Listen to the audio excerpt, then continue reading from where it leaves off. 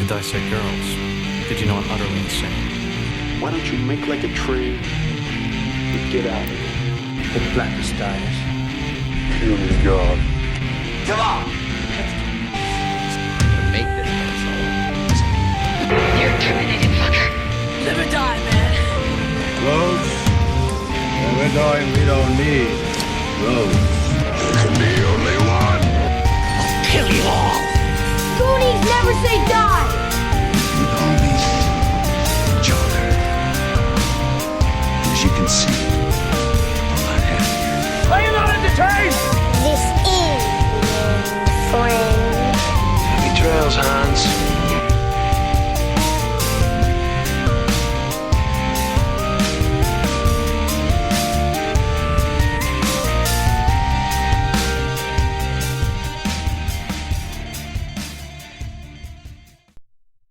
This is the Skewered Universe Podcast. My name is Jeff. And I'm Leiann. And we want to welcome you guys back. First things first, before we dive in here, we did not finish Nick Cage November as planned. Life sometimes gets in the way. That's all I'm going to say. But next year, we're going to fuck your ear holes with Nick Cage. Nick Cage will be all up in you. All up inside you, making you feel warm and toasty. But just your ears. Just your ears, nowhere else. Anywhere else is considered assault. In the ears, it's just oral pleasure. You didn't have to laugh and make me feel good. Did that make you feel good? No, it made me feel horrible. So, it is getting down to the end of the year, the end of 2021, which is so weird. So we decided we're just going to do a random episode talking about whatever we want. No movie discussion, no real review of anything. We're just going to touch on some things and have a conversation. Because this is how conversations start. Exactly. Well, I want to give them an idea of what we're doing here.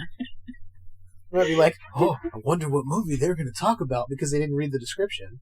Like, they're not talking about a movie. They're not talking about a movie. They might lose it. I want to prepare them. Anyway, so yeah. Nice little catch-up episode. What do you want to talk about first, Leiann?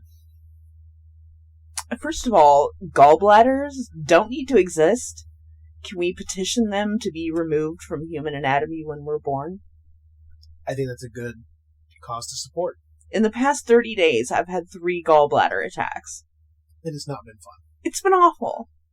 And I'm tired of it. I'm over it. At first, when I told people this, they would tell me, oh yeah, just get it removed. Just get it removed. And I'm thinking, how many body parts can we just remove? Because apparently there are a few. Mm-hmm. And, so I thought that was a bit extreme, but and I'm like, oh, okay, I guess that is normal. So yeah, good times. That's weird. We're a mix of parts that don't need to be in there, but yet we have them. Yeah. I don't understand human anatomy. I never will. No, me neither. It's like, the appendix serves no purpose, but unless something's happening, we'll just let it hang out. It could burst at any moment and kill you, but, you know. As long as it's not angry, it's fine. Okay. Yeah, and I was looking up YouTube videos about gallbladders, and they're talking about how they're basically funnel shaped, and how the stones would have a hard time, like, getting out, I guess, because of the way it's shaped. And so it's not like kidney stones, where the kidney stones can pass through your body. With gallstones, they just hang out. They just hang out. Ow. Yeah, so... Oof. Yeah. Hachi-machi. Yeah, this past attack lasted over 24 hours. So, it's been a crappy weekend.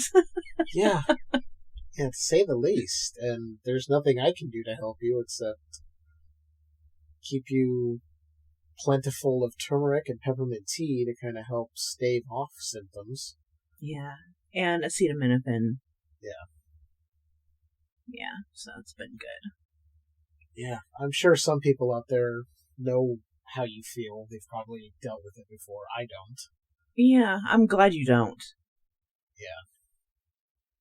But other than that bringing me down, because I've been working a night job, I've been listening to things more. I listen to a podcast, not ours. I listen to audiobooks. And so for the audiobooks I've been listening to, they're super depressing. One is an FBI agent that used to work on child cases, so that's depressing. One is about basically the memoirs of a slave girl. That's super depressing, and it got darker than I expected it to be, because apparently she was in this crawl space for like 7 years, Oh my God. right above her children, and her children didn't know she was there because she was hiding. Intense. Super intense. Holy shit. But then, when I want to get out of that and listen to something that makes me happy, I listen to Strange Highways. Do you mean Strange Highways by our friend Paul Stedman? I love him. I love him. I had to throw in the cheap plug real quick. I'm super obsessed. Like, my mind has been activated, and I have left work on multiple occasions spiraling. Just completely spiraling. Well, you're a pretty big fan of the Twilight Zone anyway, so listening to that and hearing them go back with all that, I think, is interesting. But I think there's something more that you're getting out of it. Like what? I don't know, your mutual love of Black Mirror, possibly? Oh, well, okay. So, he's covered a couple of episodes of Black Mirror, and I need him to cover more. More. I need more, Paul. I need more. And I was listening to one of the episodes, and he said something that just cracked me up, and I told you about it, and it cracked you up. What was it? Punish me, Black Mirror Daddy. That's exactly what it was. That's exactly what it was. And then that's it. It emotionally drains you, but it leaves you wanting more. Yeah. I can only handle so many episodes of Black Mirror at a time. And if one of them is like super intense, I'm like, okay, I need to step away, otherwise I'm gonna get into a dark hole here. I live in a dark hole. My brain is a dark hole, so I went right through them. You very much came off right there as Lydia from Beetlejuice. And that's not a knock at all. No, she's a good character. Yeah. I live in a dark hole. Holy shit. I'm basically as emo as it gets. Which is funny because you're the complete opposite. Yeah, the complete opposite. And how it works, I'll never understand, but it does. It does. I mean, we're married and it works. Yeah. We've been together for 10-ish years. This will be, 10 years? 11. 11 I years? don't know. I don't do math. I don't even... 11 together, 1 married, so... Yeah. It's been an interesting ride, for sure. You have me going, ooh, woe is me, life sucks. And then there's you making dad jokes, doing little dances. It's an odd relationship, but it works. Yeah, I'm the straight man. Yes, she is the straight man to my mentally impaired self. And I mean that as in not to knock anyone who has real issues. I'm just saying, at any given time, I have 3 different TV theme shows playing in my head, and then a slew of dad jokes on backup. It's like you hit a button, and my soundboard goes, dad jokes, here they are, boom, boom, boom, boom, boom.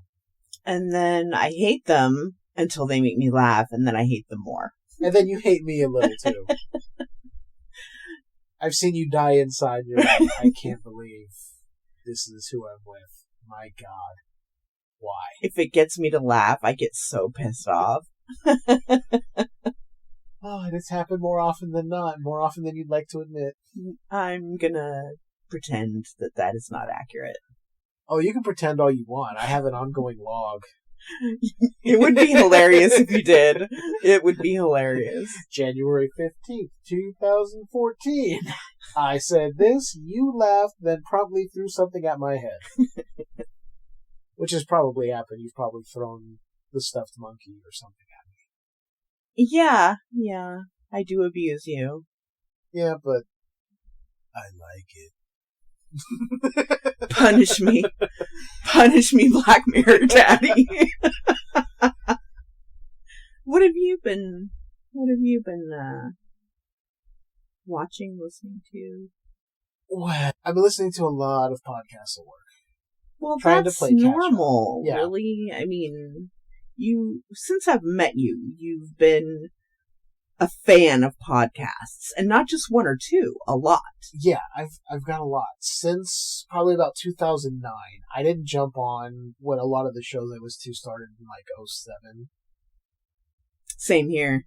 So I caught them late.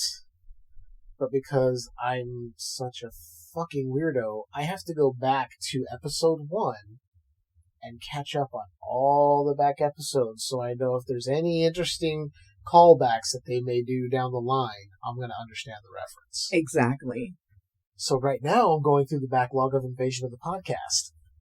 I am into 2018 finally.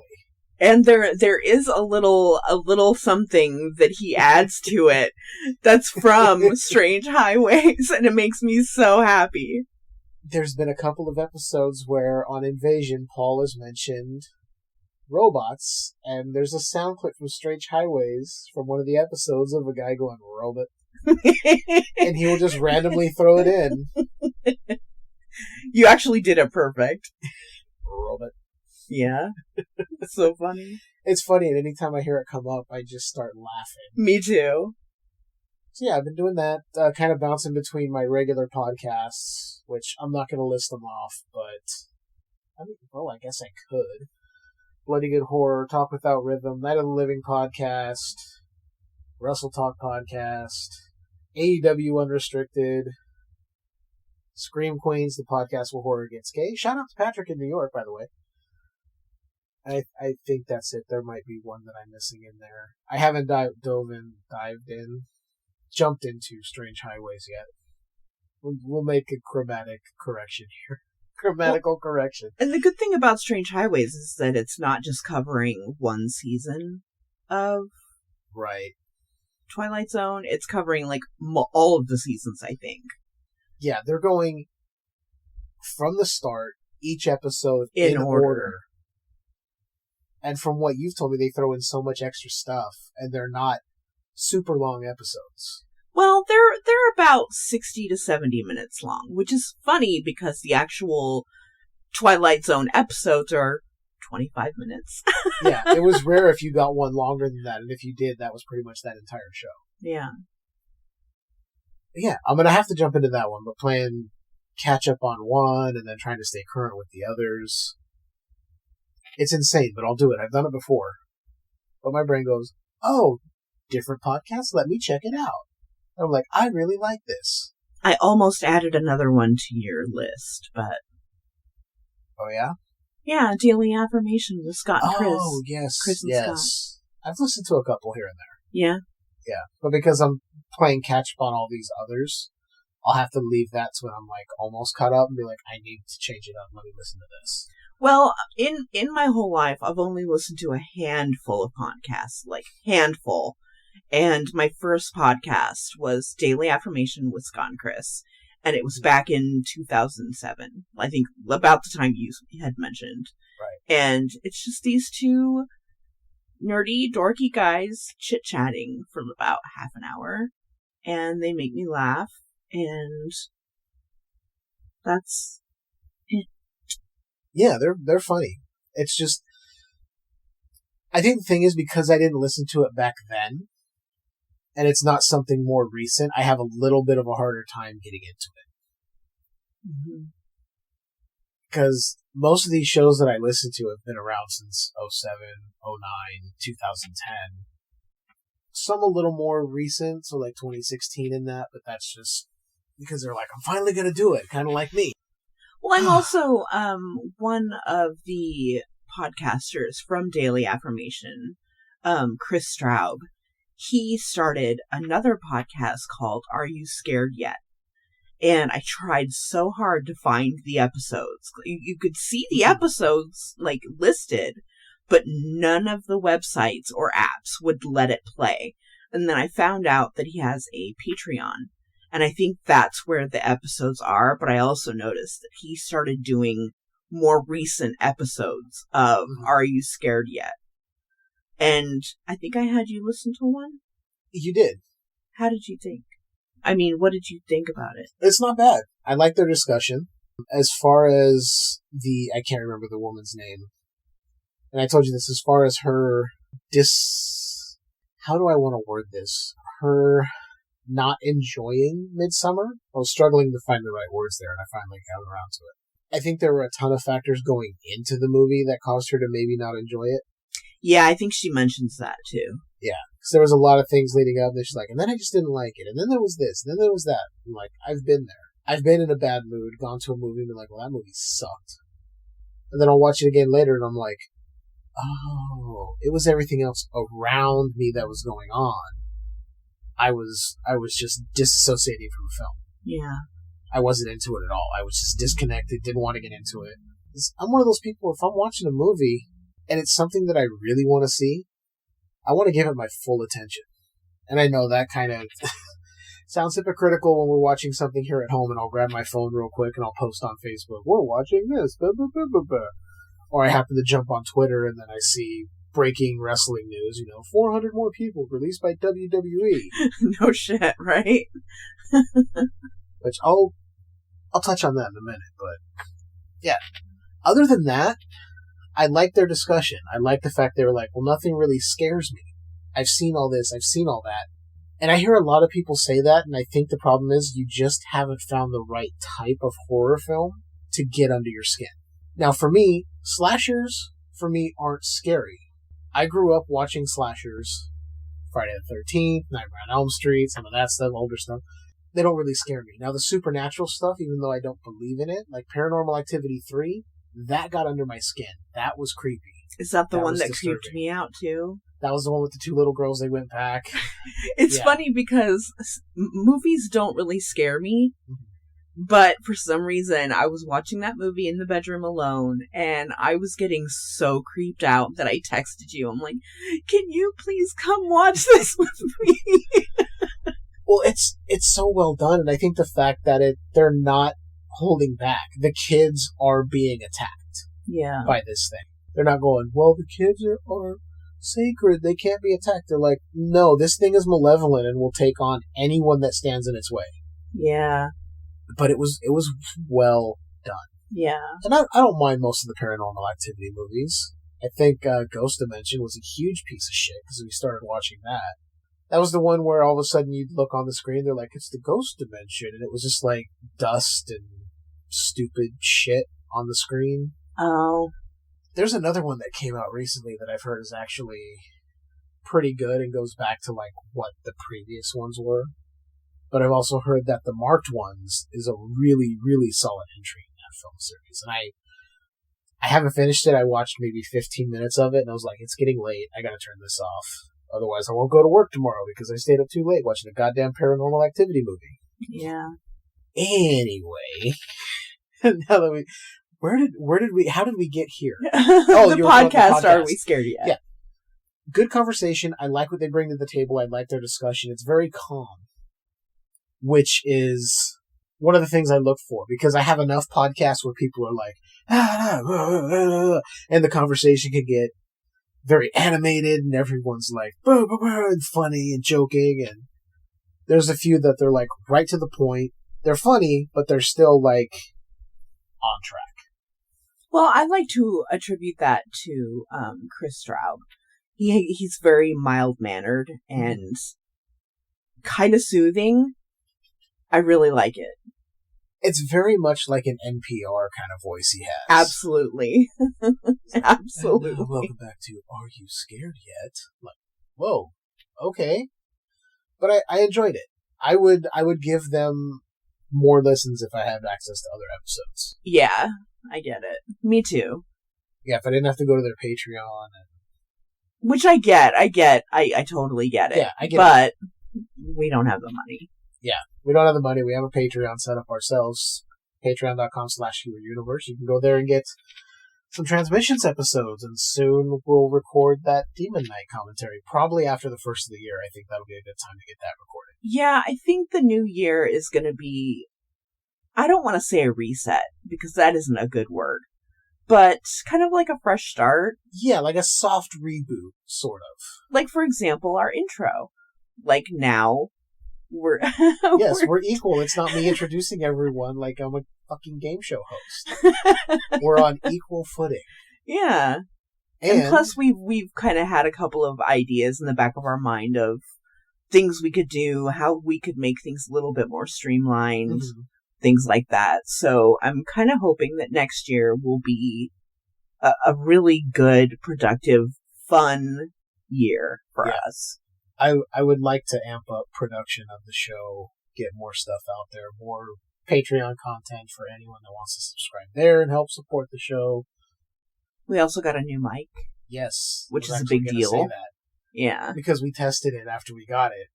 And we tested it again tonight, and it sounds really clear. Yeah. It's a lot better than before, people. Yeah, because I like to go back to listen to our previous episodes, not only for quality control, but I also like our podcast. And some of the episodes, the audio is a little rough. So I was like, you know what? Maybe we can get a new mic. Let's see what we can afford. And you were like, well, I found this one. I'm like, let's get it right now. Let's go. Yeah, we got it, brought it home, tested it, and... Pleased. Yeah, very pleased. Yeah. Yeah, we were actually going to try and record that night, and then you were having your issues. I had a gallbladder attack. We did not. Mm-hmm. And I will apologize right now to anyone who listened to the last episode, the Nick Cage November Vampire's Kiss episode, because I realized I went a little rambly with description of what was going on in the movie as opposed to just kind of talking about where our heads were at watching it and just touching on a few things that happened. I gave a more boring, plot detailed synopsis throughout, and I realized that's not everyone's cup of tea, so I'm gonna pull that back a little bit from now on, guys. So believe me, I listened back, I heard it, I went, oh, this is kind of bad. And yeah, we grow. It's growth. Through listening, through criticism, we grow. And if I happen to go off on a rant about something in the middle of something, fuck you, it's my podcast. I do what I want. Correction, it's our podcast. We do what we want. Absolutely not. It is your podcast, 100%. All right, well, you at least have a producer's credit on the podcast. Sure, I'll take that. There you go. You heard it here. She is a producer on the podcast. I don't know why I'm looking at the screen like somebody's there. Yeah. I think I'm just looking at green markers go by as we speak. So what else should we talk about here? Because there's been a lot. Well, I did have a list, but I kind of threw the list away. Oh no! Oh no! The list. It's broken. The table. It's broken. Goddamn TikTok. Fucking TikTok. God damn it.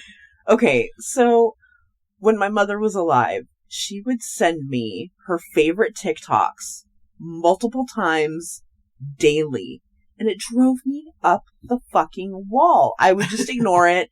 And then after a couple hours, I would check one or two and be like, oh, ha ha ha, that one was funny when the dog made the noise or whatever. I did not care. I was annoyed.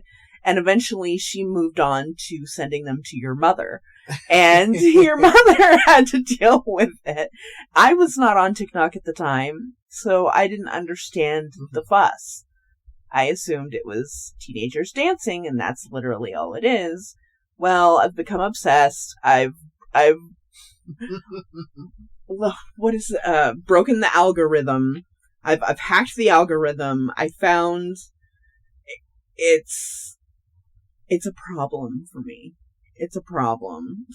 It's usually if I see you on your phone, I know it's TikTok. Which is so dumb. Yeah, it's dumb. Yeah, but there's some funny stuff you showed me on there. Like earlier, the guy who fist fights his dog, Kylo. It's so funny. His Oh, dog. so funny. His dog can't do any. Why is my brain stopping right now? Trick? Oh, tricks, right? Yeah, he like can't that, do a trick without making noise, and he basically like squeaks, kind of. Yeah, kind of squeals and squeaks. So he pretends like he's beating his dog up, which is he's obviously not, but it's so funny. It's like anime style punching, and so he's like, "Oh, like when you showed me, he goes, feed your dog whatever he wants." He goes, "Kylo, I'm gonna feed you these hands." He just starts like pretending like he's punching, It's like you hear like ooh, and the dog going. And sometimes he'll just lightly push his fist inside his face, and the dog just goes no, and it sounds like the dog's going no, and it's really funny. It's My favorite is when he bonks him on the head. that was funny. I can't get on TikTok because I know that will be where all my time goes. Yeah. And I spend enough time going down YouTube rabbit holes. Like, the goddamn restoration videos I've been hooked on. Because for some reason, I like watching people get like, hey, here's an old rusty bread slicer from the 1920s. I'm going to restore it. It's brand new. I don't know why. I am not gifted in any way to do any of that shit. You would hand it to me and I'd be like, that's garbage, throw it away. For some reason, I like watching it. That, and then when they get the old, broken gaming consoles and controllers and they fix those. Well, that's a double whammy for you. Yeah. I'm like, oh, that one looks shitty. How are you going to fix that? For some reason, like, watching them restore, like, old coffee grinders. It's not so much that it's like, oh, I wonder how they're going to get it. It's waiting for them to bring out the fucking sandblaster. Because for some reason, I just, like, zone out and I watch it. I'm like, ooh, oh, I don't know if that. Oh, it took it off. Oh, okay. Oh, that looks completely different now.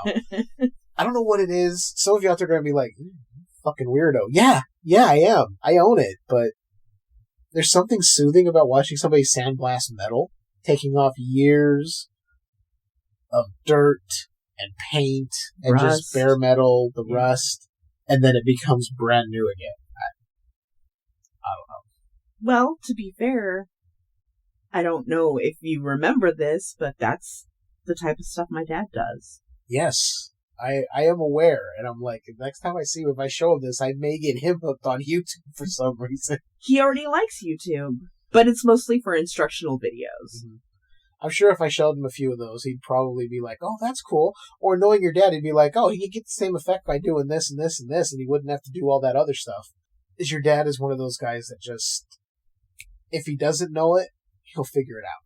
Or he'll figure out his way to do it. Yeah. And I think 90% of the time, his way of doing it is pretty much the way it should be done anyway. Yeah. But he's not afraid to get into that. I'm always like, I'm going to take something apart, and I'm going to forget where something goes, and then it's going to blow up in my face. Like, the most I'll do is open up the PS4 and get the air and blow it out and clean out the fan and all that. I'm not taking it apart like, let me take out all these screws and remove the board and the hard drive and the disk drives. And I'll be like, how does this go back together? But is it satisfying to do the air? Oh, yeah. To watch all that dust fly out? Oh. Okay, that sounded a little weird, but yeah.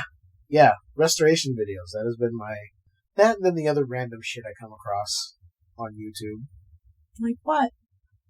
There's this channel called Corridor Crew. It's this visual effects artist house. Sometimes they'll be like, oh, we're looking at good and great CGI with, one of the guys from Weta Digital who worked on Avengers Infinity War and whatnot. So they'll go over stuff with that, and that's kind of cool. But then they do these challenges with everybody around. They're like, we're going to take scenes from Spider-Man movies, and we're going to make them R-rated. So they'll do one where the scene from Spider-Man 2 where Tobey Maguire is trying to slow down the train, and he's got all the webs on the buildings and he's straining. They made it so his arms ripped off. Oh, okay, never mind. I was going somewhere completely different. I'm like, that's more than R-rated. Do I want to know where you were going? No. Okay, we'll leave it at that. That's a Patreon exclusive. No, I'm kidding. But yeah, they went in and digitally made it so his arms would rip off, and then he would kick his shoes off and shoot webs out of his feet and stop the train. But then he just falls forward after he's done because he's so tired. Instead of the crowd pulling him back in the train, he just falls off and lands on the pavement. Mm-hmm. And then the train falls over anyway and lands on him and crushes him. So they've made Harry Potter R-rated. They've made James Bond R-rated. I go down these holes because I really like seeing how effects come together, but then I like seeing what they do is like, oh, we can totally make this R-rated now. I'm like, okay, that's interesting. And then randomly going and seeing if LA Beast has posted a new video about whatever weird shit he's doing. Have a good day. Him throwing cards at Mountain Dew cans. And being successful in puncturing them. Yeah, I was impressed, because I can't throw a card to save my life. No, neither can I. Somebody comes up to me and says, I'm either going to cut your head off, or you're going to throw this card and get it to stick in that watermelon. I'm like, I'm going to cut my head off. I love hearing him, hype himself up. He talks such shit to himself to try and get himself hyped up. Yeah, he really does. It's funny. Yeah, so I go down YouTube rabbit holes. Of course, I'm all over the wrestling news and all that. Yeah, for sure. Yeah, because when you get news that, oh, hey, all these people are being released from WWE. Again. Yeah, 80 people. I think it's a total of 80 this year alone released. All because at one point they wanted to hoard all this talent because they heard about AEW coming, and you can tell me it's not because they were thinking, oh, they might get some of these guys and we might actually have competition. You can tell me that the reason was, no, they just wanted talent. They don't care about competition. No, they're going to sell. No, the problem was they hoarded talent so AEW wouldn't have a big talent pool to take from. They were thinking they were going to, we're going to make it smaller and they won't get anybody. Meanwhile, AEW's doing just fine. And even I don't mind watching AEW. There you go. And you don't know a lot of the people that are in it still. Exactly. And that tells you something. I used to watch WWE. Mm-hmm. And absolutely not. Won't watch them anymore. What's the point? It's boring. It doesn't make any sense. They're not using the talent correctly. They're not letting the talent get over on the fans. It's nope. Stupid and pointless. It is. And rude, and how dare you? Vince, fuck you. Who do you think you are? That's my 2 cents. Yeah, I wouldn't be surprised if sometime in 2022 we find out they're actually selling, because the guy who is the president right now, Nick Khan, that's been his track record for other companies he's gone in. He's gone in, basically made the company look more profitable so they could sell at a higher rate. So all this talk about people going, well, they weren't using them anyway, so why did they have them? Some of these people were there 3 months. Like, oh, well, they weren't using them. 3 months is not enough time to get somebody over. And then you take NXT people, move them to the main roster, and then after 3 weeks, it's like, well, we're letting you go. Why did you even move them up and start anything? You're making it so people can't get invested in anyone unless it's fucking Roman Reigns or Brock Lesnar. I was just going to say Brock Lesnar. Or Charlotte Flair on the women's side. Which, Charlotte Flair, super talented, great talent, boring. Super boring to me. And Brock Lesnar, when I first started getting into wrestling, I loved me some Brock Lesnar. He's a beast. Is he talented? Sure. He's strong, and he will fuck you up. He doesn't play soft. He will rough you up, and I like it. Yeah, beat the shit out of him. But now I'm like, you're so boring. And he never shows up. Why is he even there? Who cares about, is he even relevant anymore? Yeah, their fans love him. And anytime somebody goes, I don't get why he's a big draw, he's only there part of the time. He's there for 5 minutes. And they're like, well, you just don't understand the appeal of Brock Lesnar. It's like, Clearly no, not. I watched when he debuted. I watched his rookie year in WWE. I know the talent he has. And basically they've gone, all that other shit you can do, stop doing that. This is the lane you're in. You're big, you're strong, you throw people around. Stay there. It's like, you have to have growth. Otherwise, the characters don't work. And for me, pretty much all of WWE doesn't work for me. And I like the guys they have. I like Big E. I like Cesaro. I like Becky Lynch. I like the majority of people they have on the roster. But when you present it in such a way that I can't get invested in anyone because they may be released the next week, or the shows just seem boring, or everything is a distraction, or a roll-up finish, or a no contest. They have had people debut on the main roster from NXT, and you would think, okay, a debut, give them a strong showing, maybe don't have them win. Or, give them a strong showing, have them win. And they don't do that. Last time I heard they had somebody go up there, he got beat fairly quick, and they were like, well, that's his main roster debut. I'm like, you made him look like a joke. Now, on the other side of things, we recently got to see the debut of Hook in AEW, Taz's son. And everything about that was right. And I'm not saying this is some... You people out there that are going to listen and go off on your little tangents. I'm not some fucking AEW mark that doesn't get the relevancy of other companies and this and that. I'm not like, oh, I like flippy bullshit. That's why AEW makes me happy. You need to cut that talk out. I like pro wrestling. AEW is pro wrestling. Very little sports entertainment involved. A lot of pro wrestling. So when he walked out, like, it's business. He walked out, got in the ring, went to the corner, didn't even look at his opponent, Fuego del Sol, until the bell rang.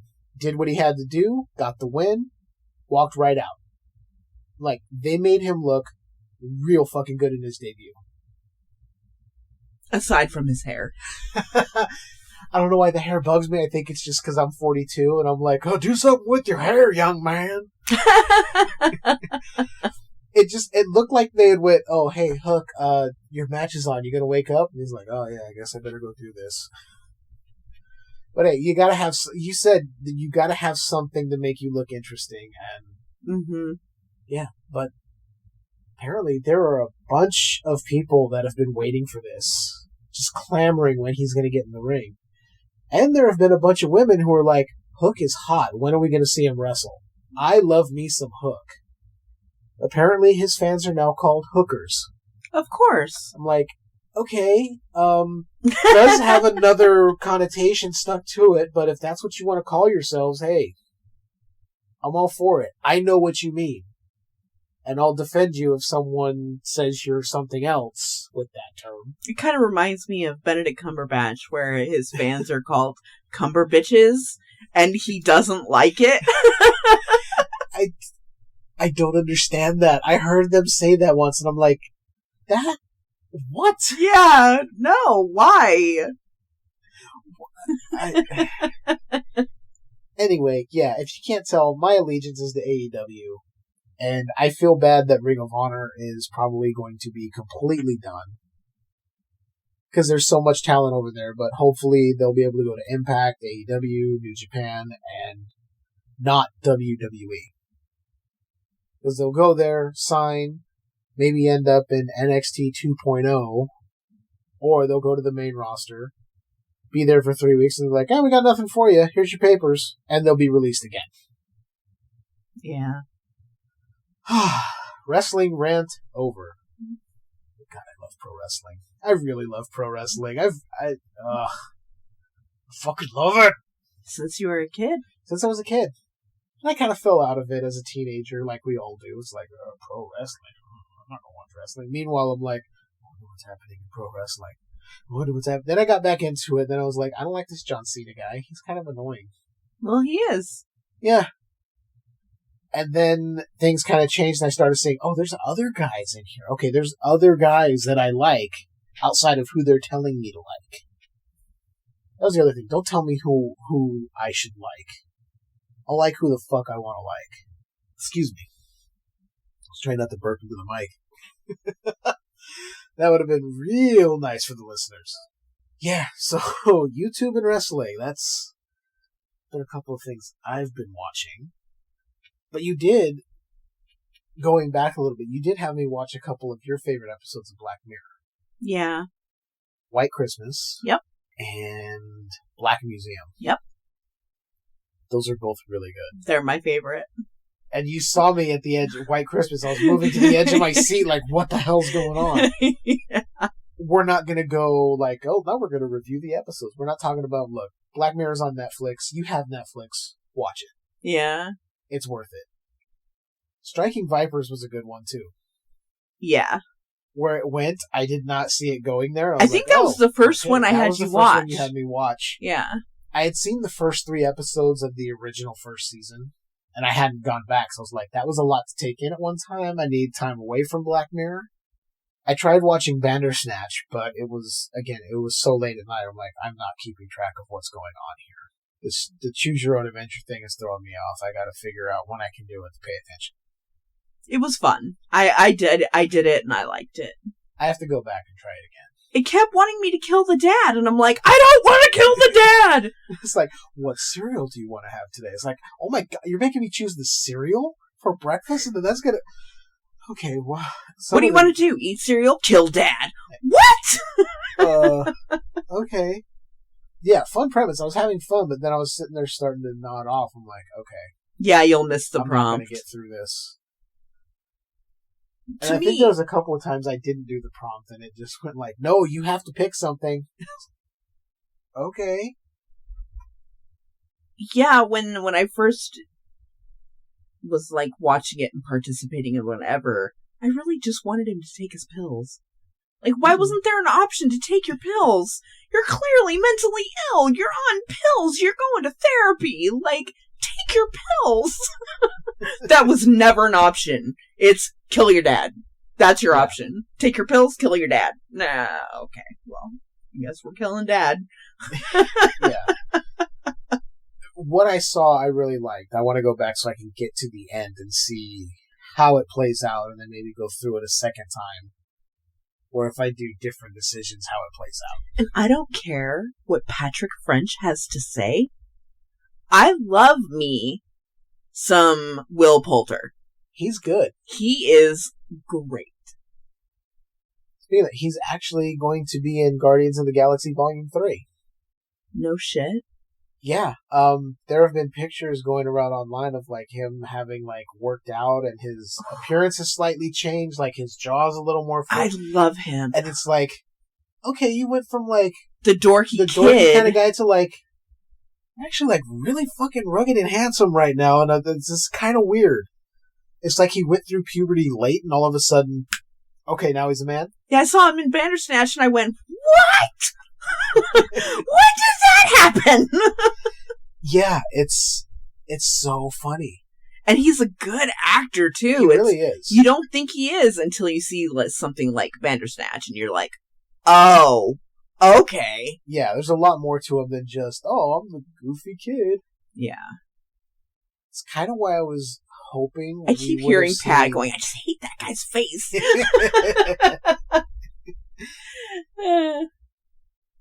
It's why I was kind of hoping we could have got to see what his version of Pennywise in It would have been. Oh, for sure. And that's not taking anything away from Bill Skarsgård, because he was excellent for that version of Pennywise. Yeah. I mean, my favorite's always going to be Tim Curry because it creeped me the fuck out. And it still does. Yeah. Oh, I finished the book, by the way. Oh, you did? Yeah. You finished it? Yeah. It's really good. It is really good. And you know what? I'm not going to go into like reviewing the book or, going through it. Mm-hmm. But okay, so we've got the 80s miniseries, or was it the 90s? 90s. 1990s. Okay. And then you've got the part 1 and part 2 movies. Right. There are only so many things you can do in a physical movie or show. Mm-hmm. And the book is so much more than that. I really want someone to come up with a graphic novel or some kind of anime that actually shows the story as it is. That's actually cool, because I've always thought it would make a really good, like, and I know we had the 90 miniseries that touched on them as kids, them as adults, here's what happened, but there's so much in between all of that. And plus the origin and the ending and what actually happens with the kids that they don't talk about. And yeah, it's so much better than the miniseries or the movies. The actual ritual of Chewed, all the dairy interludes going back to the early days. Like, in the end, the city collapses on itself. It collapses on itself, is essentially completely destroyed. They have to go to the other town for resources. Like, why is that not portrayed? There's so much. Why isn't the turtle portrayed? That's a big part of it. Okay. It created the universe! I think I have a theory why the turtle wasn't there. Because it would be too damn confusing for the casual moviegoer. Like, okay. Why is this turtle there? What are they talking about a turtle? But see, that's why I think a graphic novel or some kind of anime would be able to capture it perfectly. That's why I've always wanted to see somebody, and I know we've had, like I was saying, we've had the 90 miniseries, we've had the 2 recent films. Even if they did a live-action miniseries where it was like, it's gonna go, several seasons, and we're gonna start at the beginning of the book, and we're going to end at the end of the book. Here are the bookends. And we're going to give you all this stuff in between. Some episodes may be a half an hour, some may be an hour, but we're going to fit as much as we can of the book. But a graphic novel would be good. An anime series would be really good to see how dark some... Because the story is dark and it's fucked up. Yeah. And I think you're not going to get, clearly they're not going to get away with that stuff in a miniseries or in a movie that's in a theater. Like, you're not gonna be able to see children doing sexual things. Yeah, that was a big no-no they couldn't touch. Yeah. And I get why. People absolutely. But if it's an anime, then they might be able to do something with that. Animated form, graphic novel form, even if it's not shown and it's alluded to somehow. Exactly. Because that whole thing it gives more to the relationship to Beverly and Ben.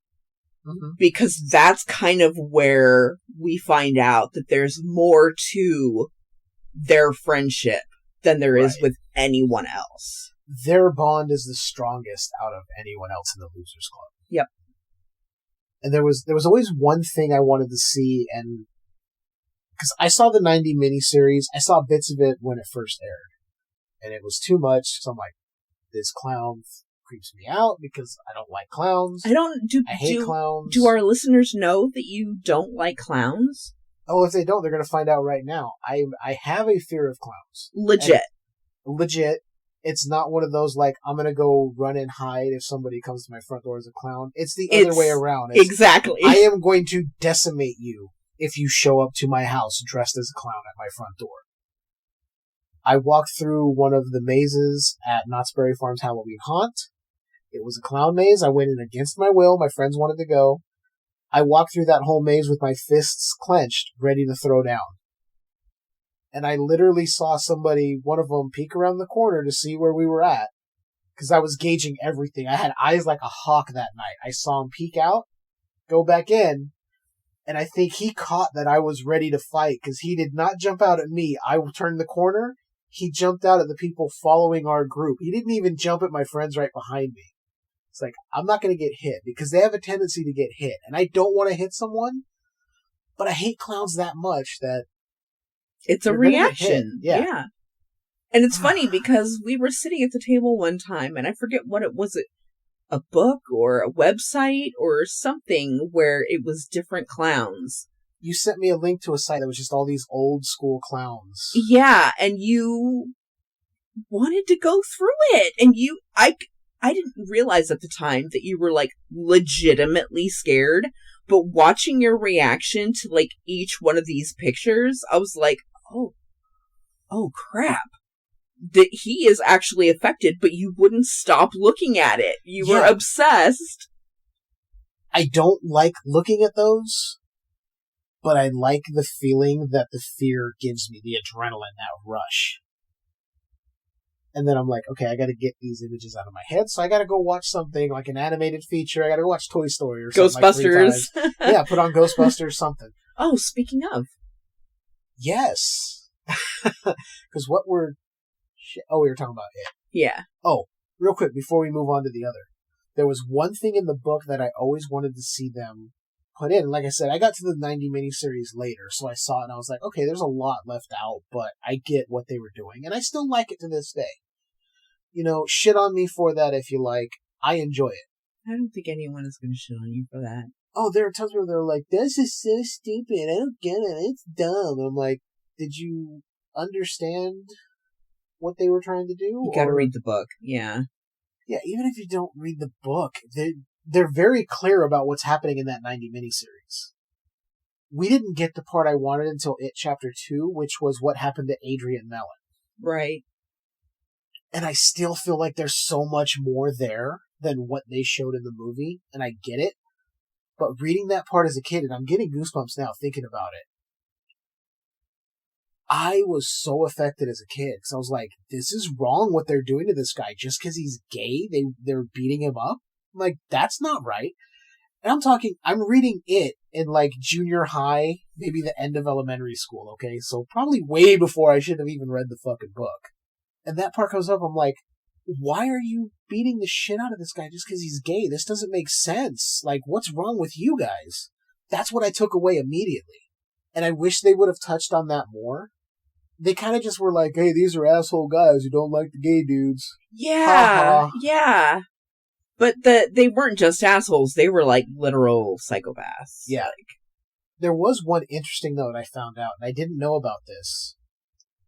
Of the group that beats up Adrian Mellon and his boyfriend, whose name I can't remember, and I should remember, the youngest kid, that was not a boy playing that part. That was a girl. She was cast in the first It movie as Betty Ripsom, the girl that had half her torso torn.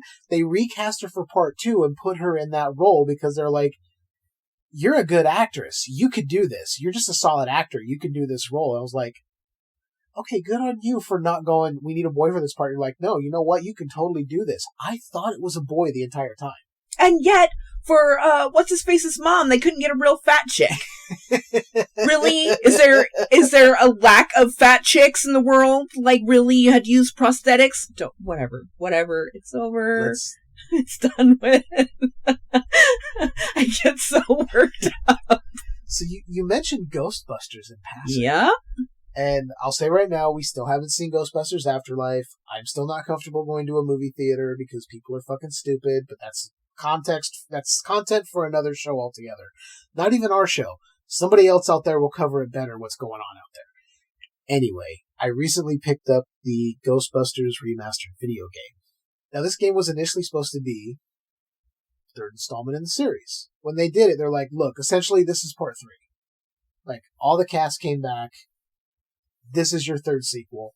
Enjoy it, guys. It's a fun game. I'm having fun with it. And I can see why it would have been the third movie. Or the third sequel, but as a video game. It looks really hard. It's not so much hard as it's just getting used to the controls, but they do something because you're taking on the role of a rookie joining the 4 Ghostbusters. Peter, Ray, Egon, and Winston. They give you, like, ways to purchase upgrades, so you can upgrade your equipment, so you get better at working the proton stream, you get better at using the capture stream to put them in the trap, you get better traps, and all this, so you earn money and you can buy upgrades to your equipment, so you'll get better as you get the upgrades. How do you feel about the rendering? It's a remastered game, so I'm not too mad at it. Okay. Because it came out in, I want to say it was 2017? So right around when things were starting to shift to an even more realistic version. It may have even been earlier than that, but I'm okay with it. Some things look a little off, but I think the characters, if they're far away enough, they look exactly like the actors. Once they get close up, I'm like, oh, that's There's a too smooth. resemblance, but it's the smoothness. Yeah, there's not a lot of detail there. But I'm forgiving because you're allowing me to finally be a Ghostbuster. And yes, people be like, "We were just playing a video game." Fuck you. Your eyes Fuck lit up you. when you said that you get to be a Ghostbuster. Dude, I saw the movie as a kid. I'm like, this is one of the greatest movies ever made. Let's put it this way. I saw that movie as a kid, and I remember there was this book I had. My parents goes, this Dr. Seuss thing where you write down, like, description of yourself, what color of your eyes. They'd give you a list of eyes, and then, like, more about you, favorite actor. I wrote Bill Murray.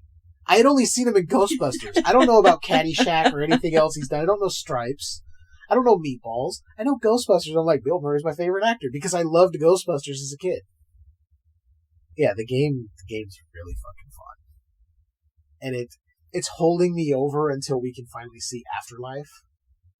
But I've heard Afterlife has some emotional beats that are like tear-jerking moments, and I'm like, oh, You might have to see that alone. I'm like, No. Egon. No. Yeah, I think it deals with Egon. I can't do it then because he is my childhood crush. Egon from the cartoon was my crush.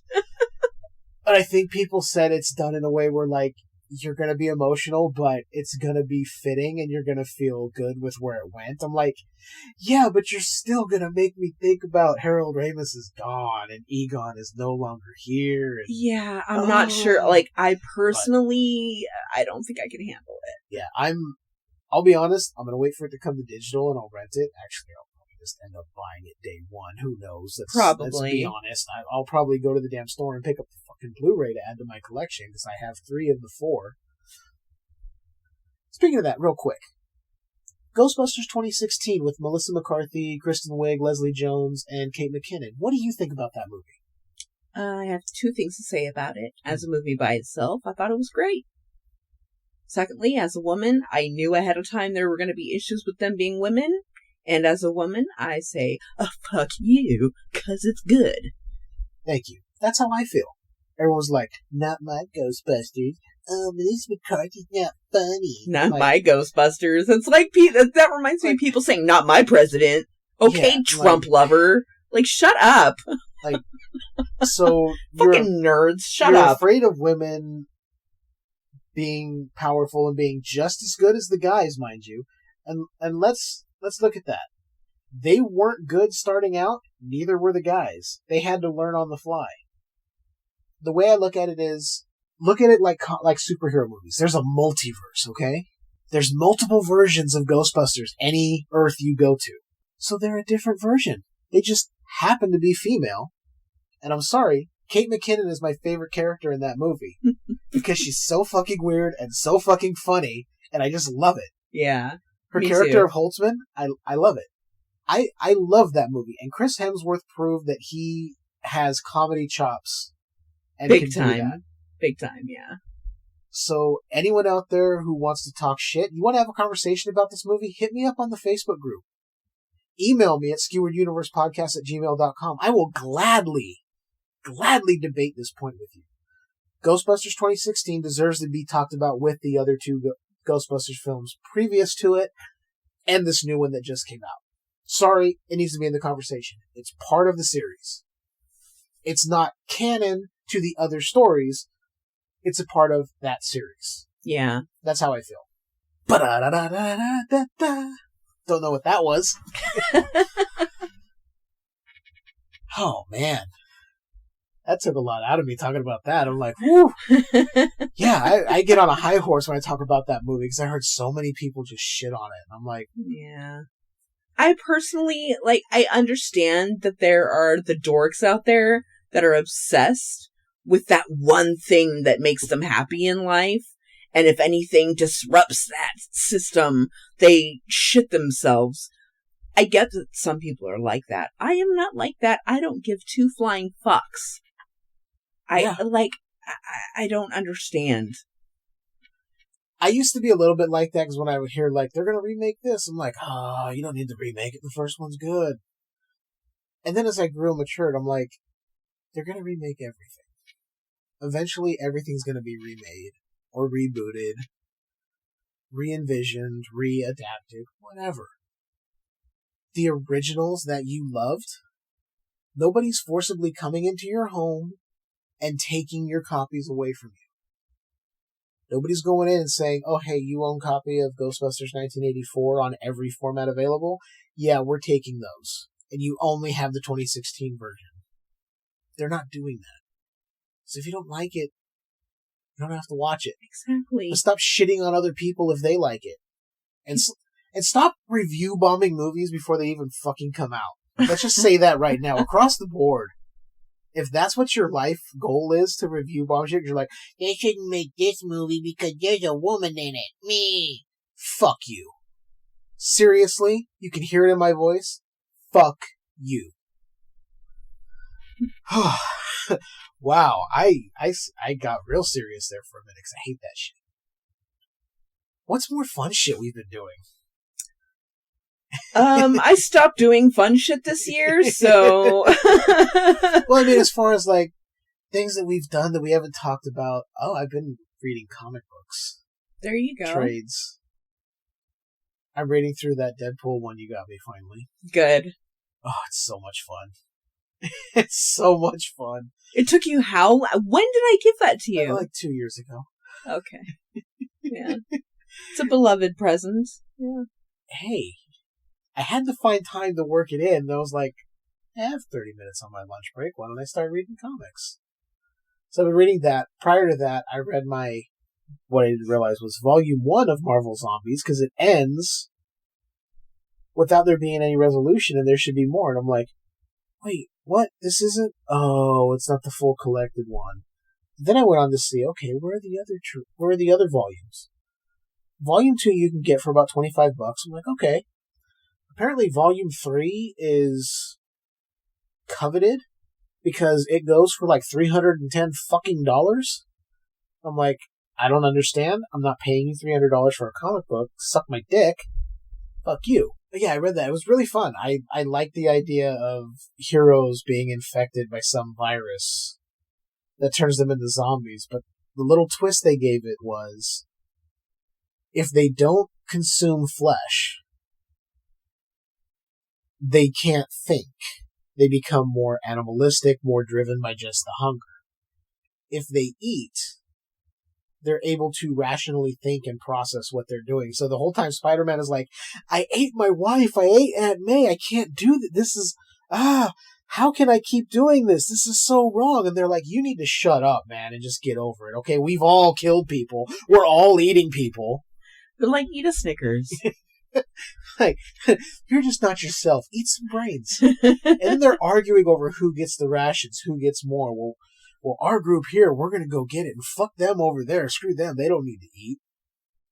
Like, one guy is keeping Black Panther off in his lab so he can just take off little chunks at a time and eat so he can still think. I'm like, this is fucking dark, and I love it. Yeah. That kind of reminds me of that Black Mirror episode. I mean, he wasn't doing it to other people, but he was, like, cutting off pieces of himself. I had to think for a second. I was like, oh, I know what you're talking about. Yeah. That Black Museum episode, which I gotta say was really cool. They did it, like, anthology style with the little stories. Yeah. And then the wraparound of what was actually happening. I feel like when there are those, like, mini stories, I feel like it's just added bonuses. Yeah. Anyway. It was really good. Yeah, so I've been reading that. I want to get into my other ones that I have, because I have The Dark Knight Returns. I think I have Justice League New Frontier or something like that. And, Blackest Night, which is DC's zombie story. So we'll see. We'll see how it fares up to what I've read of Marvel Zombies. But it's been kind of good to get back into comic books lately, because I haven't read comics in a long time, and I have a bunch sitting there. Like, I don't want to break them out and read those. I don't really want to touch them because I kept them for so long. They're not worth anything, mostly. They're not worth anything. I know that. Might as well enjoy them. Yeah. So I'm going to get back into reading my comics that I have. I don't know if I'll ever go buy any new ones. I just don't know what's out there, and there's so many. But I'm enjoying what I have. I still have to get into more of my Stephen King books. Been trying to get through the Bachman book collection that has Rage, which is about essentially the school shooter story. that Stephen King pulled from circulation. Oh. And it's kind of a rough read because you're like, ugh, you just know that at any point this guy could snap. And I've been reading it in bits here and there. It's like, this is going to go south real fast. And it's good overall, what I've read. So I gotta get back into that, but I'm in comic book mode right now. That sounds good. Yeah. I mean, we've got a new Spider-Man movie coming out too, which I won't go see in the theater, unfortunately, because I don't trust people. I don't. Neither do I. And that's just a general feeling that I had even before COVID-19. Well, it's funny because with all the people I work with, a large percentage don't wear their masks correctly. And I thought, well, maybe I should talk to the HR person. No, they're the biggest offender. When they talk to people, they just straight up pull their mask down. So while we have all these other COVID precautions, like we have to do a wellness check every night before we can enter, we have to be vaccinated, our stations have to have plastic shields, around them. But it's like seeing my coworkers with their noses exposed while they work. Bugs the fuck out of me. Yeah. I see that with people I work with. Like, we have to check our temperature, we have to log in if we're having any symptoms when we go in every morning. And there's some people that just don't wear masks. There's some that just have it under their nose. And there's some that I see are wearing it, and then they go to talk to somebody, they pull it down under their chin. I'm like, they can still hear you through the mask. It's not like all of a sudden, it doesn't do that. But what are we going to do? We need jobs, Yeah. It's like, fuck. Exactly. It's really frustrating. It is. Very much so. So yeah, I won't be seeing Spider-Man in the theater. No. I really wanted to, because it would be the first one since, I think, Spider-Man 3 that I would have seen in theaters, but I'm not willing to risk it. I'm vaccinated. I got my booster. I'm not willing to risk it still. Good. Me too. Yep. I mean, me neither. Everyone knew what you meant. Yeah, I think that's why I'm in superhero mode. Like, Spider-Man's coming out, and then seeing stuff about the new Batman movie with Robert Pattinson. And you can roll your eyes all you want. People rolled their eyes at Heath Ledger when he got cast as the Joker. I know. It's fine. I understand why there can be a million gajillion different Batmans. That's not how my brain works. There should be one. I know there isn't just one, so I think maybe there should be 3 tops. Like, I can't handle I can't. How many daddies can I have? I can only have so many. And I'm nothing against Robert Pattinson. I like him. He's just yet another daddy I'm going to have to get to know. I didn't know you had this whole Batman daddy issue. Well, I think of it more as like stepdads. Where it's like, oh, now there's another stepdad I have to get used to. You cleared it up because I was like, what are we delving into here? Yeah, no. Gotcha. I took it to a weird place. Never mind. Just forget I said anything. I'll never forget.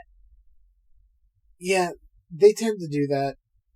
And a lot more with the DC stuff lately. But again, at the same time, I get why specific people are specifically drawn to that specific type of story, specifically Batman.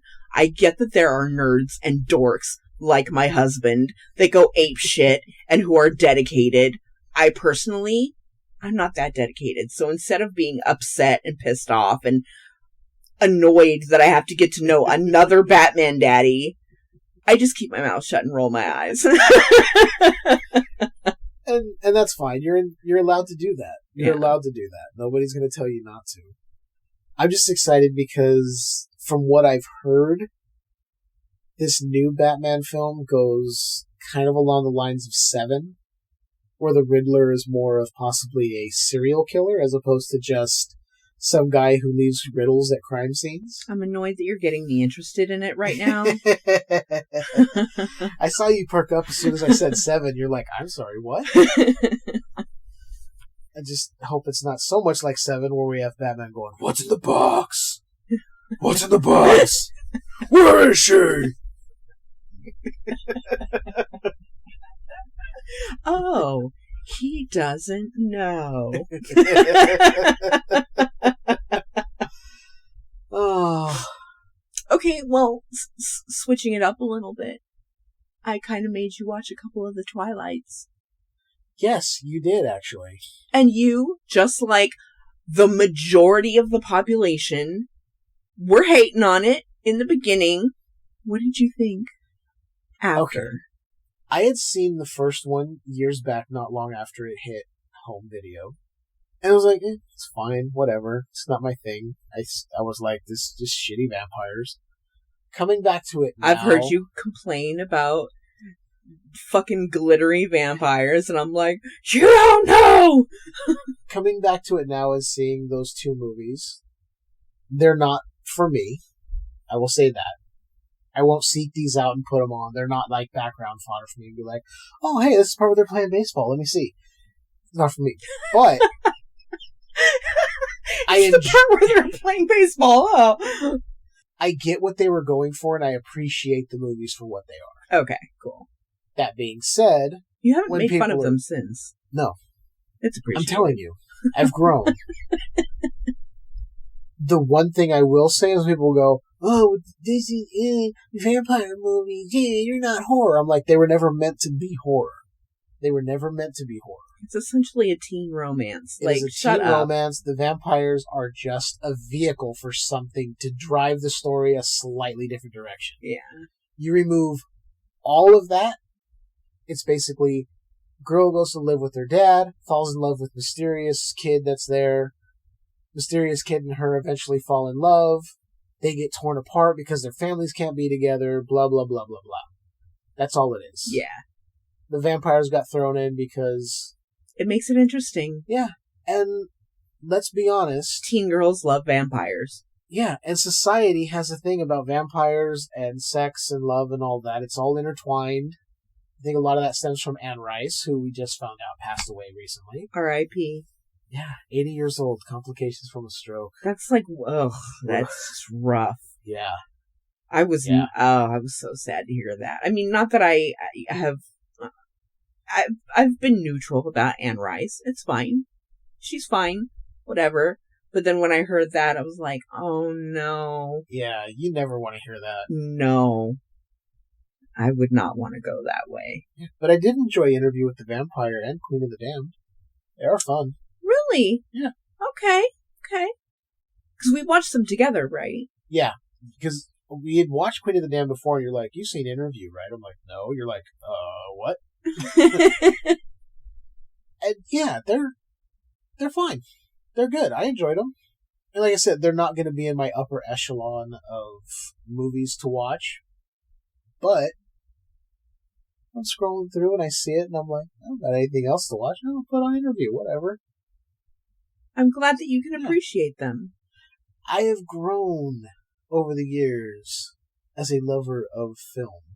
I thought you were just going to say as a lover. I'm like, how many vampire movies have you watched? My fair share. My fair share. None of the Hammer films, but I need to go back to that. That's for a whole other podcast. Yeah, I've never been huge into vampires. Like, the most I've been into vampires were 30 Days of Night and the Blade movies. But the Blade movies because they are more action, superhero, comic book. Yeah. And plus, you have one of the best movies ever made in Blade 2 because it was directed by Guillermo fucking del Toro. And he did an excellent job. And Ron Perlman. Yeah. Yeah, you put those two together, I'm in. Yeah. So I was kind of bummed we never got del Toro's Hellboy 3, but... it is what it is. Yeah. I watched that new Hellboy movie. I actually liked it. Doesn't Guillermo del Toro have like a million things coming out right now? Oh, he's always working on something. And there was something I mentioned to you the other day. I was reading an interview with him, and he said there's one Stephen King property that he would like to get his hands on to make a movie of, even though we've had 2 versions of it, and that's Pet Sematary. I can see that. And I'm like, that is like a perfect thing for him because he could get the anguish of losing a child. Look at his Twitter picture. I love it. It's like Guillermo del Toro's a little like elf thing. He's so cute. He is. I love that. And this is going to sound wrong, but I mean it in the most loving way. I love that fat Mexican man. He is so precious. It's like when he gets talking about something he's done in his movie or anything, he just has this passion that comes through, and you're like, you love this. You love telling stories. You love doing this. And I love you for that. The world is a better place because Guillermo del Toro is here making movies. Exactly. Man. I would love to see what he would do with Pet Sematary, though. Also, I wonder what he could do with something like It if he was given the chance. If he would have been given the chance to direct It. Right? He would have... Oh, it would have been a masterpiece. I can't even imagine. But there's been so many things. He's talked about, I want to do a version of Pinocchio. I'm like, I'm on board.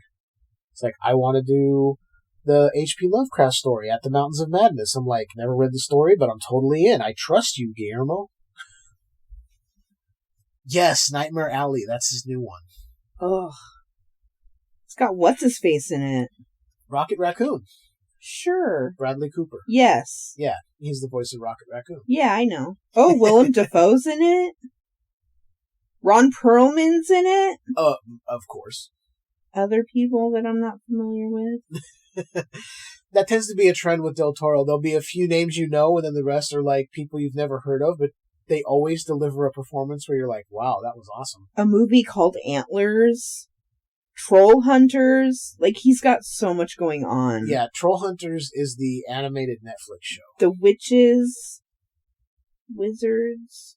Oh my gosh, he's got so much. His like in production thing on IMDb is like infinite. Yeah, it's apparently. Like he has so many ideas. I love him. And that's why I'm excited when they're like, this is directed by Guillermo del Toro, or executive producer Guillermo del Toro. With him, I take that producer credit with a little bit more seriousness because I think he's behind the people making the film. And is there to be like, look, these guys know what they're doing. This movie needs to be made. Yeah. Instead of just, give me the credit, I'll take it. I think he's like backing the filmmakers at that point, like really trying to make sure they get noticed for the work they're doing. But yeah, I love Guillermo del Toro. Yeah. And I love Blade 2. It was the first Del Toro movie I saw in theaters. It's like, this man is amazing. And then I saw Hellboy, and then I started going to see Pan's Labyrinth, and then you had me watch Kronos after I got you that nice Blu-ray box set of his films. What else? What was the other one? Oh, The Devil's Backbone. That was the other one. Yeah. So good. He's so good. Mm. He's able to make you feel something, but then at the same time, you're just uneasy with what's going on because it gets so dark. And the one thing I love about Pan's Labyrinth was like, it's like a dark fairy tale. I'm like, no, it's a fairy tale. Go back and read the original fairy tales. Those were not happy Disney polished stories. Those were dark and twisted as fuck. Yes, they were. I mean, Hansel and Gretel alone. They fucking shoved the witch into an oven. I mean, Snow White was a lot darker, and she was a lot younger, which was like, okay, it's a story of pedophilia as well. I think she was like 8, and the queen was like obsessed, like, she's so much more beautiful than me. I'm like, what the fuck is wrong with you that you're obsessed like this? But anyway, Del Toro is great. I worship at the altar of Del Toro. I don't know how we got there. Again, this conversation is just veering in different directions. That's the point. Yeah. We're catching up with each other. Yeah, I work graveyard shift, so it's not like I'm awake during normal business hours. I like how you put it as normal business hours. I like that. I really, really like that. Like, I'm shocked that I'm awake right now. Yeah, I'm surprised. Because normally you'd be out. Yeah. But you do need your sleep. Because you gotta be ready to go for that graveyard shift. Digging graves and burying bodies. You know, as a kid, that's what I thought graveyard shift meant. That makes sense. I thought it meant people working in graveyards. Yeah. I didn't know. I bury a lot of paperwork. Lots and lots of paperwork. I murder it. I just kill keys on a keyboard daily for data entry. Yeah. Yeah, let's not talk about our work. That's boring. Nobody wants to It's hear so that shit. boring. Nobody It's wants so to hear boring that that I listen to audiobooks. I mean, give me a break. Never thought I'd become one of those people, but yeah, I totally am. Hey, it happens. Sometimes it's easier to listen to a book, especially one as daunting as it, Yeah. instead of trying to pick it up and read it. Yeah. Well, that, my job is I sort papers. That's all I do all night long. And Yeah. so my mind is not getting stimulated whatsoever. So I put on an audiobook. I put on some Paul episodes. And then my night goes shoom, and all of a sudden my shift is over. Yeah, same. I put on the podcasts and I work. And I've always been that way. I've always had to have music or something on, even as a kid doing my homework. I'd get in trouble for it. My husband would be like, turn off the music. You don't need to turn off the TV. You're doing your homework. It's like, I can't work in absolute silence. It makes me look at the clock. It makes the day drag. I can't do that. I have to have something there stimulating my brain as I work. I know some people are like, well, isn't work stimulating your brain? No. No. It's work. What's wrong with you? I just like having something to listen to so I can get in the zone and just go. That's what podcasts do for me. Yeah. For me, I feel like I'm watching a show with my friends. I don't even have to be watching the show. They're describing the show to me, so it's like I'm watching it with them. Yeah, I feel like I'm a person and part of a conversation, even though they can't hear what I'm responding in my head. Yeah. Yeah, they make the day go by faster, because if I didn't have it... Plus, it's nice to hear some things I have in common. Like, we hate mushrooms. I also absolutely hate mushrooms. See, Paul, you are not alone. You're not alone in your hatred of the trash plant. Fucking mushrooms. They shouldn't even exist. People are like, well, is it the taste? If you cook it with blah, blah, blah, blah, blah, blah. And I'm like, no, it's the concept that they even exist. Plus, they have those slits, and they look like crying babies. I don't know if I told you, but there's a type of mushroom that when you cook it, it screams. Yeah, good stuff. That didn't fuck me up for a while. Jesus, that's dark. Ugh. I hate it. Ugh. Hate it. Hate it. Ugh. It's not the same, but it's like, I hate peas. Yeah. I don't like peas. I will never eat peas. Yeah. And I've had multiple people tell me, oh, well, you just haven't had them prepared the right way. No, they're still peas. Like, look, I'm a grown-ass man. I'm allowed to not like fucking peas. Don't tell me that I haven't had them a certain way or that I'm not cooking them properly. Fuck off. I don't have to eat peas. Okay? I don't even know. Is there any nutritional value to a fucking pea? They're mushy things in like a plastic-like skin. That's all they are. Oh, gross. Yeah.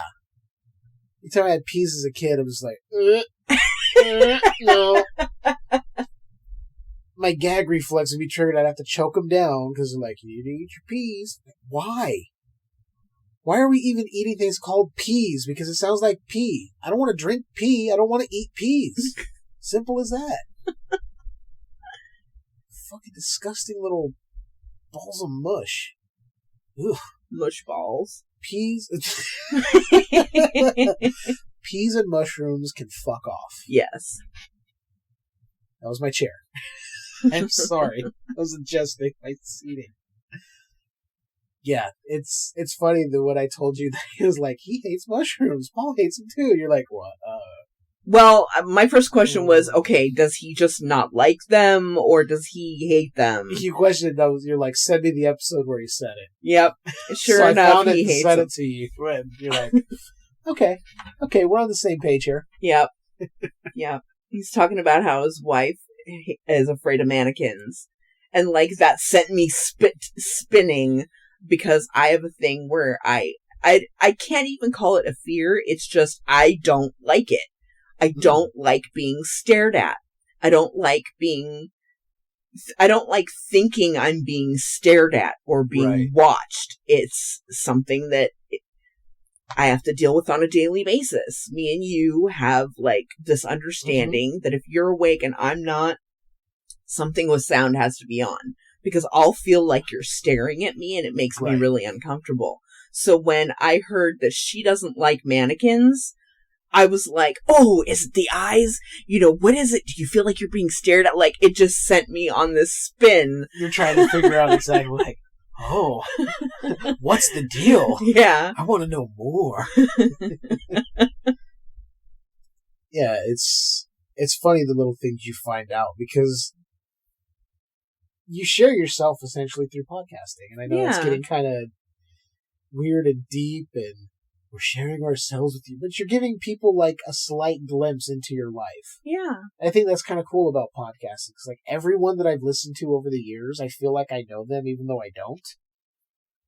But I've formed relationships with people. I've gone on other people's shows. I took part in cutting together a clip for a charity podcast that was put together to help one guy on a show I listened to. Oh, that was the other show, the Midnight Drive-In. That's one of the other shows I listened to. I just remembered because that was what we did the charity thing for. Yeah, so like, you get to like feel like you know these people, and then because I've been ingrained in all of it for so long, I've made friends, even though we've never met in person. I consider these people my friends because we communicate on Facebook all the time. We go back and forth about stuff all the time. We throw ideas at each other about possibly getting together for episodes and all that. It's fun. You start to feel like you know these people. Wrestling and podcasts. Those are your things. Wrestling and podcasts and Batman and Ghostbusters. And I like turtles.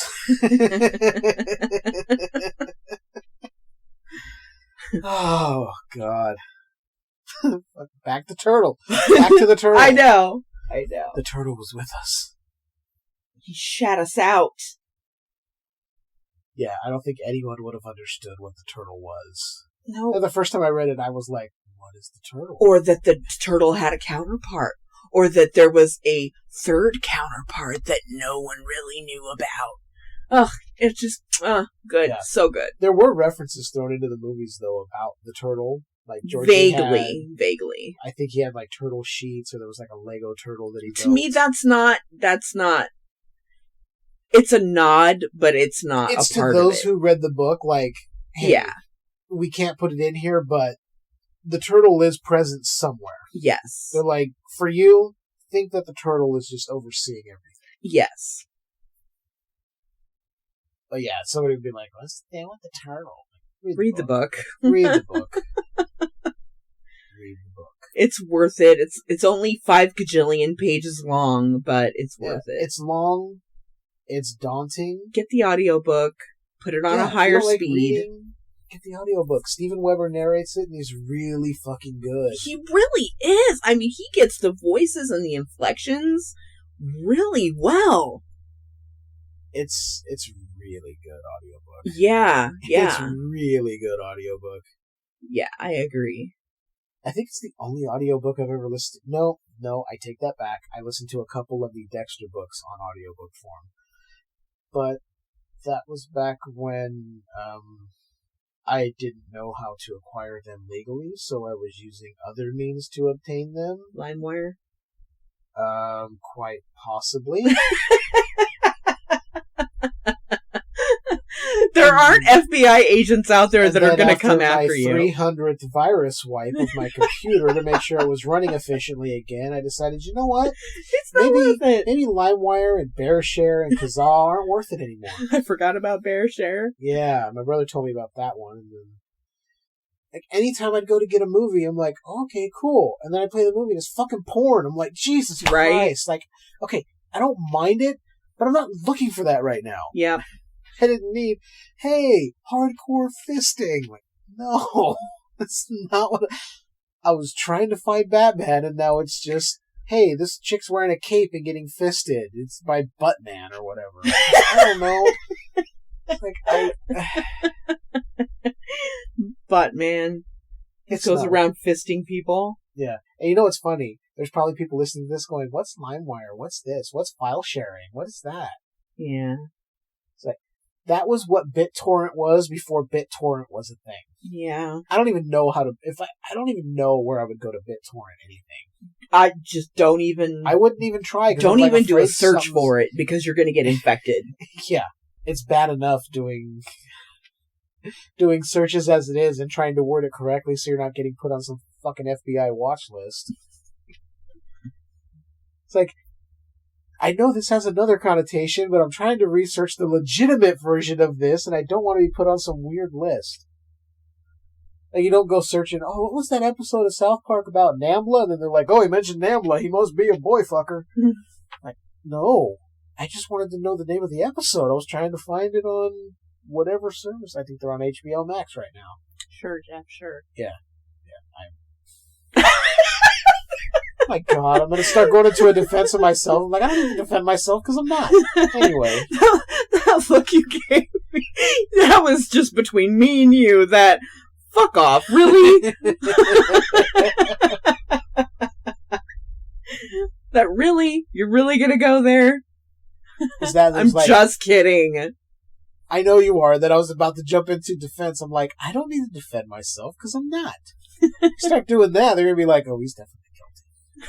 Oh, this Skewered Universe guy has definitely touched somebody inappropriately. Only myself. Even then, I feel shame. You have to get yourself drunk first. Have to get myself drunk. I got to light a few candles. Put on the Barry Manilow. It would be the Batman theme, but okay.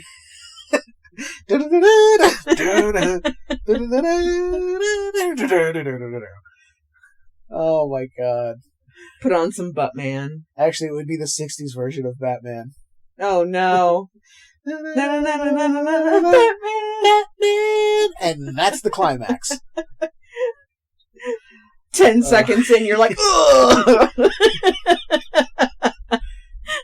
Sorry, folks. Hey, pretty much. Hey, they've heard a lot worse. If they've listened to this, they've heard a lot worse. And we literally have an episode called the Brownwater Special, and they've heard worse, because that audio sucks in that episode. Really the clanking does. of poker chips, because I'm an asshole. Oh, no. Oh, man. Oh, memories. Or should I say, memories. How long have we been recording so far? Oh, we've been recording for 1 hour and 35 minutes. Oh, shit. Yeah, we've just been talking. See, that's what happens. We've just been having a conversation. I told you. And you guys are a part of it. You're at home right now chiming in. We know you are. We can hear you. Well, you that just said that, you're fucking disgusting. Jeff, And your mother doesn't love you. Jeff may be able to hear you, but I can see She's all seeing. Don't mind that red light in the corner. you. Just keep doing what you're doing. It's okay. It's not inappropriate. It's natural. God, that sounds wrong. It really does. And they're like, I'm just trying to cook eggs. It's natural the way you cook eggs. It's okay. Cook them. Cook them hard. Cook them soft. It doesn't matter. What am I doing? I don't know, but you're going to a really weird place. Like, it kind of set my brain off. I was like, would it be better harder? Or would softer be sexier? Like, what? What are you doing right now? Just soft boil that egg and let the yolk run everywhere. Just let it gush out of the center. Oh, yeah, put it in your mouth and chew. Yum, yum, You know, yum. okay, totally random thought. A soft-boiled egg is like an egg gusher. That's gross. Like, you have those little... Oh, fruit you mean snack the candy. gushers. We're not talking about Pornhub searches, dear. But I get where you could go that way. I Anyway, went very inappropriate with that. It's okay. The fruit snack gushers, and then a soft-boiled egg is essentially like a gusher as well. It's just an egg. Oh, I love that you caught yourself and you just dead. Dead. Maybe we're good. Maybe we need to wrap it up. I think that's a good place to end it. I think any more, and If we're gonna get into places we don't need recorded, it's gonna be admissible as evidence in somebody's trial. Jesus. Well, I was listening to the Skewered Universe podcast, and then they mentioned gushers, and I drove off the road, killing every child at that elementary school. It wasn't my fault.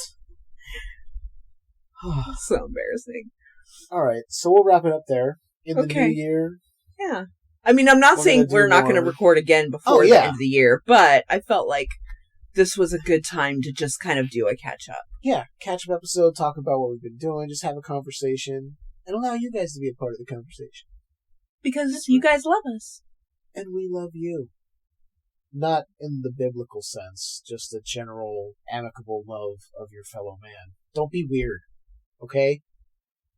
Don't be weird out there. I'll hug you, but in like a bro hug sense. Unless it's Chris Evans. He's sporting that beard from Infinity War. Jesus, I don't know. Made me question my sexuality for a moment in the theater. I'll admit it, I don't care. I'm secure enough in my masculinity to admit when a guy's attractive, and I'm like... I was 100% straight when I came in here. It's like, well, you know... The opportunity ever presented itself, and I was, you never know. I might be gay for Chris Evans. I thought you were going to say, I thought you were going to be gay for Christmas. Alright, we gotta stop. Alright, you guys know where to find us. You can go to Facebook, search Skewered Universe. You can go to Podbean. Podbean.com/Skewered Universe Podcast. You can email us skewerduniversepodcast@gmail.com. You can find us on Instagram and Twitter. Just search Skewered U or Skewered Universe. You'll find me. Trust me. And also, check out our Patreon. Patreon.com/Skewered Universe. You can go there. You can get transmissions episodes. Eventually, there will be audio commentaries for movies you love, like Tales from the Crypt, Demon Knight. That's going to be our first one. And I keep saying it because if I say it, it will eventually come to fruition. And then maybe, just maybe, we'll throw in some weird shit. Who knows? Maybe we'll decide to do a commentary on The Baby so you can hear more weird shit about that movie. Yep. Maybe we'll do a commentary on... I don't know what. Maybe Ghostbusters. Who the fuck knows? Anything can happen. But thank you for listening. Support us if you can. Send us feedback if you can. Join the socials. You have anything else you'd like to say, Leiann, before we close this out? Thank you for letting us be a part of your lives. And if we don't happen to leave another episode before the end of the year, have a Merry Christmas, a Happy Kwanzaa, a Happy Hanukkah, Happy Festivus? Think that's something? I don't know. It is not. Happy all-encompassing of all the holidays that you celebrate, or ones you don't. If you don't celebrate anything, that's alright. Have a good New Year if we don't talk to you, and keep enjoying that universe that's just the slightest bit skewered. Check out Skewered Universe Podcast at the following links: skeweredhead.com, facebook.com/groups/Skewered Universe Podcast, skewerduniverse.podbean.com, Twitter @SkeweredU, Instagram, Skewered_universe, email the show at skewereduniversepodcast@gmail.com, Patreon, patreon.com/Skewered Universe Podcast. Join our Patreon. Go to patreon.com/Skewered Universe Podcast to get access to exclusive bonus content such as Skewered Universe transmissions and audio commentary tracks.